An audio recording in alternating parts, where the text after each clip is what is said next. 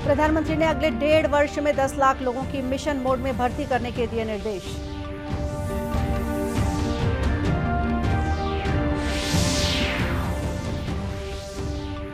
सुरक्षा मामलों की कैबिनेट समिति ने सशस्त्र बलों के लिए अग्निपथ योजना का किया ऐलान। युवाओं की अग्निवीर के रूप में की जाएगी नियुक्ति।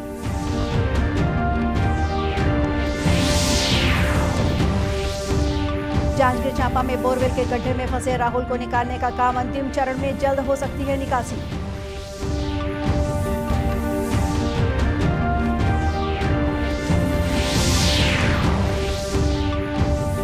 और प्रधानमंत्री किसान सम्मान निधि की राशि डाक के जरिए हो रही है वितरित। नक्सल प्रभावित क्षेत्रों में लोगों को मिल रहा है फायदा।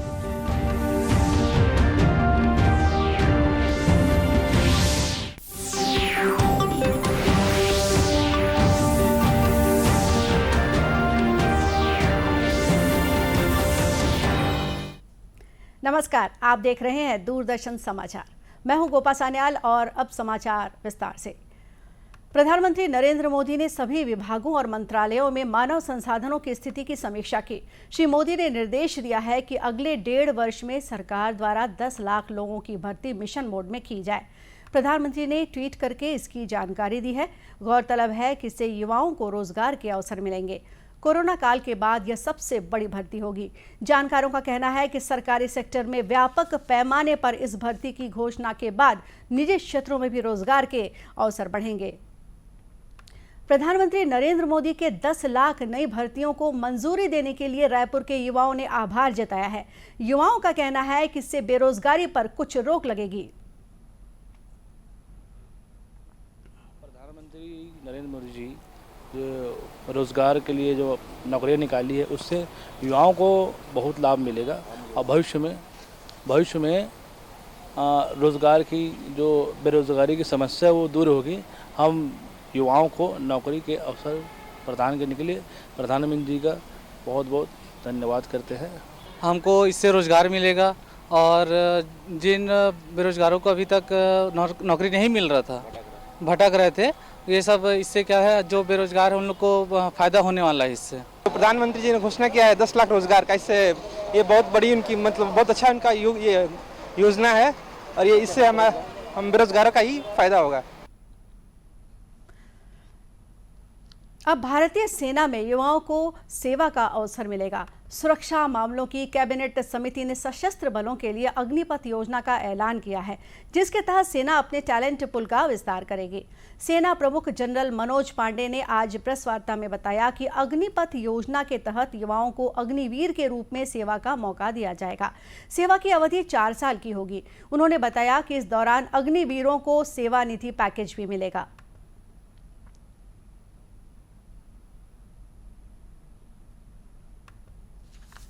मैं सभी को आश्वस्त करना चाहता हूं कि रिक्रूट्स के लिए लागू मिनिमम फिजिकल, मेडिकल और प्रोफेशनल पैरामीटर्स को सुनिश्चित करने के लिए हमारे द्वारा अपनाए गए मापदंडों पर कोई समझौता नहीं किया जाएगा। मैं इस बात पर भी जोर देना चाहता हूं कि थल सेना अपने गौरवशाली विरासत, इतिहास, परंपरा, सैनिक मूल्यों और संस्कृति जो कि कोहेसिवनेस, कामरेडरी, एस्पिरिट डेकोर और नाम, नमक और निशान के मूलभूत सिद्धांतों पर आधारित है को पूरी तरह बरकरार रखेगी। अग्निवीरों को आर्मी में हर तरह से एसिमिलेट और इंटीग्रेट किया जाएगा। जनरल पांडे ने बताया कि सेना को आधुनिक और सुसज्जित बनाया जा रहा है। प्रधानमंत्री नरेंद्र मोदी ने आज महाराष्ट्र में पुणे के निकट देहू में 17वीं शताब्दी के संत तुकाराम को समर्पित शिला मंदिर का लोकार्पण किया। उन्होंने संत तुकाराम के अनुयायी वारकारी संप्रदाय के श्रद्धालुओं के साथ बातचीत भी की। विशेष प्रकार के राजस्थानी पत्थर से निर्मित शिला मंदिर उस स्थल को समर्पित मंदिर है जिसके शिला पर संत तुकाराम ने 13 दिन तक ध्यान किया था। संत तुकाराम के वारकरियों ने पंढरपुर की तीर्थ यात्रा शुरू करने से पहले शिला मंदिर पर पूजा अर्चना की। संत तुकाराम की नई प्रतिमा शिला मंदिर के निकट एक मंदिर में प्रतिष्ठित की गई है। प्रधानमंत्री ने इस मंदिर का अनावरण किया। 17वीं सदी के संत कवि तुकाराम अपने धार्मिक पदों के लिए लोकप्रिय हैं, जो अभंग और कीर्तन के रूप में जाने जाते हैं। इंद्रायणी नदी तट पर बसा देहू संत कवि तुकाराम का जन्मस्थल है। इस बीच केंद्र ने संत तुकाराम महाराज पालकी मार्ग और संत ज्ञानेश्वर महाराज पालकी मार्ग के प्रमुख खंडों पर अवसंरचना उन्नयन कार्य शुरू किया है। वारकारियों की पंढरपुर तीर्थ यात्रा की सुगमता के लिए राजमार्ग के निकट पारपथ बनाए जा रहे हैं। आज विश्व रक्तदान दिवस है। इस मौके पर राज्यपाल ने प्रदेश के रक्तदाताओं को सम्मानित किया। राजभवन में आयोजित इस सम्मान समारोह का आयोजन रेड क्रॉस सोसाइटी द्वारा किया गया। सम्मान समारोह में 70 संस्थाओं का भी सम्मान किया गया। इनमें दूरदर्शन केंद्र रायपुर भी शामिल हैं।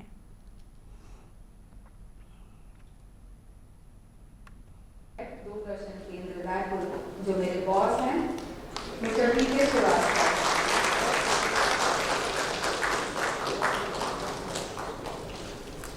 मैं आमंत्रित करती हूँ मिस्टर टी.एन. सिंह जी को, state informatics officer, national informatics centre. इस अवसर पर राज्यपाल ने कहा कि रक्तदान से न सिर्फ व्यक्ति को जीवन दान मिलता है, बल्कि यह उसके परिवार के लिए भी काफी महत्वपूर्ण होता है। उन्होंने लोगों से रक्तदान करने की अपील की। करीब 3 लाख यूनिट खून की आवश्यकता होती है, परंतु राज्य के ब्लड बैंकों से लगभग 30% की पूर्ति हो पाती है। ऐसे में शेष मरीज जिन्हें रक्त की पूर्ति नहीं हो पाती। प्रदेश में अन्य जगहों पर भी रक्तदान दिवस पर कार्यक्रमों का आयोजन किया गया। जांजगीर चांपा जिले में बोरवेल के लिए खोदे गए गड्ढे में फंसे हुए राहुल को 4 दिन हो चुके हैं। राहुल को बचाने का प्रयास प्रशासन, सेना और एनडीआरएफ की टीम कर रही है। टनल के अंदर लाइमस्टोन होने के कारण समय लग रहा है। उसे तोड़कर जल्द से जल्द राहुल को बाहर निकालने का प्रयास किया जा रहा है। बताया जाता है कि राहुल की सही लोकेशन ट्रेस करने के लिए विक्टिम लोकेशन कैमरे का इस्तेमाल किया जा रहा है। इसके लिए दीवार में एक बड़ा सा छेद किया गया है। इसी के सहारे कैमरे को अंदर डाला गया। इस विशेष कैमरे से दीवार या चट्टानों के उस पार से आने वाली आवाज़ों को आसानी से सुना जा सकता है। राहुल को निकालने का काम अंतिम चरण में है और इस बारे में और अधिक जानकारी के लिए बात करते हैं जांजगीर कलेक्टर जितेंद्र शुक्ला से। हेलो जी, नमस्ते। सर नमस्कार, दूरदर्शन समाचार में आपका स्वागत है सर। जी नमस्ते। सर, राहुल को बचाने के लिए पिछले कई दिनों से जॉइंट ऑपरेशन चलाया जा रहा है और प्रयास जो हैं वो युद्ध स्तर पर जारी हैं।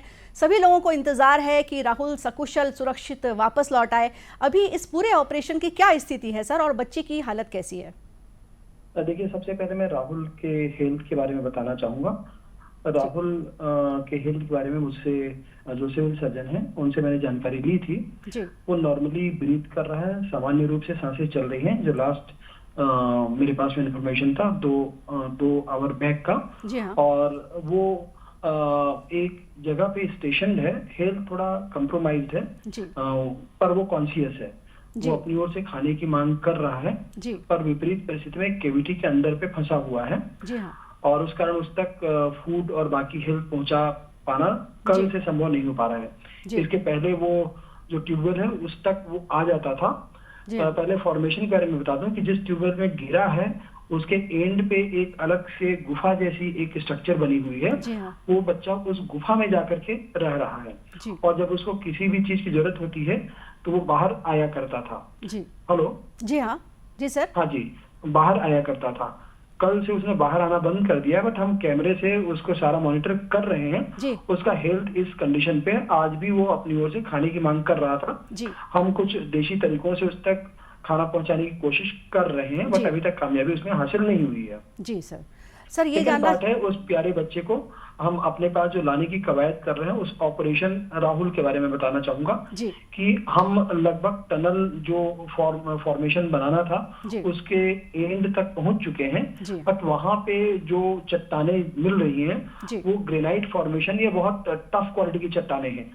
गुफा के अंदर पे वर्किंग स्पेस कम होता है और उस जगह पे हम चट्टानों को निकालने तोड़ने का काम जो कर रहे हैं उसमें कठिनाइयां स्वाभाविक रूप से ज्यादा हो रही हैं, क्योंकि बड़ी मशीनों का इस्तेमाल हम नहीं कर सकते। हाँ। उसका कारण ये है कि यदि मशीनों का इस्तेमाल करेंगे तो जो डेब्रिस है या बाकी मलबा जिसे हम कहते हैं सामान्य भाषा में, वो यदि बच्चा जिस शाफ्ट में फंसा हुआ उस पर गिर जाएगा तो इमीडिएटली उसको कुछ लाइफ थ्रेटनिंग चीजें हो सकती हैं। तो हमें इस चीज को संतुलित वे पे सामान्य मशीनों और मैनुअल ऑपरेशंस के तहत में कंडक्ट करना पड़ रहा है, जिससे गति जो है वो मशीनों की तुलना में थोड़ी धीमी हो जा रही है और उसके बाद में डेब्रिस को बाहर निकालना पड़ता है। अभी हमने इस काम के लिए भारतीय सेना के जवानों को और साथ में NDRF के जवानों को सबको डेप्यूट किया हुआ है, वो चैन में सिंक्रोनाइज वे पे काम कर रहे हैं। हमारी कोशिश है कि राहुल को शीघ्र से शीघ्र बाहर ला सकें। जी सर, हम ये जानना चाहेंगे कि कई दिनों से ये ऑपरेशन चल रहा है और सभी लोगों की जो नज़रें हैं इस पूरे ऑपरेशन पर टिकी हुई हैं और लोग उम्मीद करते हैं एक अच्छी खबर की। तो आपको क्या लगता है कितना कुछ समय लग जाएगा राहुल को सुरक्षित वापस आने में? मेरी थोड़ी देर पहले भारतीय सेना के और NDRF के जो इंचार्ज हैं उनसे बात हुई थी। वो बहुत तेजी से जो अंतिम चट्टान के टुकड़े हैं उनको हटाने की कोशिश में जुटे हुए हैं और तय समय सीमा, चूंकि वो सिचुएशंस उसके अंदर पे क्या है और कैसा है वो बता पाना थोड़ा संभव नहीं होता, बट मैंने उन सभी को निर्देशित किया है कि ये कोशिश करें कि जल्द से जल्द हम उस तक पहुंच सकें। जी सर, आपका बहुत बहुत धन्यवाद हमसे जुड़ने के लिए और ये तमाम जानकारी देने के लिए। धन्यवाद सर। तो हमें जानकारी दे रहे थे राहुल के रेस्क्यू ऑपरेशन के बारे में जांजगीर के कलेक्टर जितेंद्र शुक्ला जी। आगे बढ़ते हैं अगली खबर की ओर। अब पोस्ट ऑफिस के जरिए प्रधानमंत्री किसान सम्मान निधि का पैसा हितग्राहियों को मिल रहा है। प्रदेश में भी इसकी शुरुआत हो गई है। वन आच्छादित माओवाद प्रभावित कांकेर जिले में भी यह योजना सुचारू रूप से चलाई जा रही है, जिसका फायदा वृद्ध जनों के साथ अन्य लोगों को भी मिल रहा है। यहाँ के किसान भगवानी राम निषाद और श्यामनाथ नेगी ने बताया कि यह राशि यदि घर पहुंचाकर दी जाती है तो वाकई सम्मान राशि है। इससे दिव्यांगजनों और बुजुर्गों के साथ साथ दूरस्थ अंचलों तथा माओवाद प्रभावित क्षेत्रों के लोगों को मदद मिलेगी। प्रधानमंत्री जो सम्मान निधि है उसकी राशि अगर डाक विभाग से ऐसे व्यक्ति जो निःशक्त हैं उनको घर तक पहुंचाएं तो ये बहुत बड़ी उनके लिए सहयोग होगा और एक सम्मान की बात होगी। राशि किसानों तक पोस्ट ऑफिस के द्वारा जो कार्यरत हैं जो कर्मचारी वो मैंने पहुंचाकर दिया जा रहा है। नक्सल प्रभावित क्षेत्र अंतागढ़ स्थित उप डाकघर के पोस्टमास्टर गौरव तिवारी ने बताया कि इस योजना का वनांचल क्षेत्र के लोगों को भरपूर फायदा मिलेगा। हमारे विभाग के माध्यम से लोगों को राशि उनके घर तक पहुंचाई जा रही है। सम्मान निधि की राशि जो कि हितग्राहियों के खाते में जमा हुई है उसे हमारे विभाग में कार्यरत ग्रामीण डाक सेवक जिन्हें हम शाखा डाकपाल कहते हैं उनके द्वारा वो राशि वृद्ध जन और जो लोग बैंक के आसपास नहीं आ पाते या जो बहुत ज़्यादा चलने फिरने में असमर्थ हैं उनको वो राशि उनके घर में प्रदान की जा सकती है। इस तरह यह योजना दूर दराज के गांव में भी सफलतापूर्वक संचालित की जा रही है। और अब कुछ खबरें जिलों से।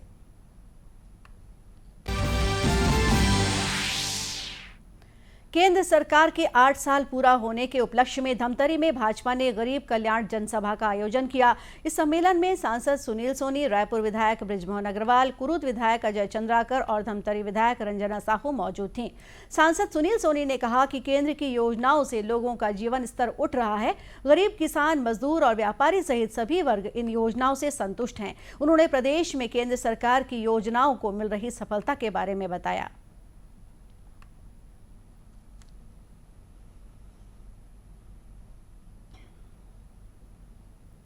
वहीं केंद्र सरकार की 8 साल की सफलता पर केंद्रित एक बाइक रैली राजनांदगांव जिले में निकाली गई।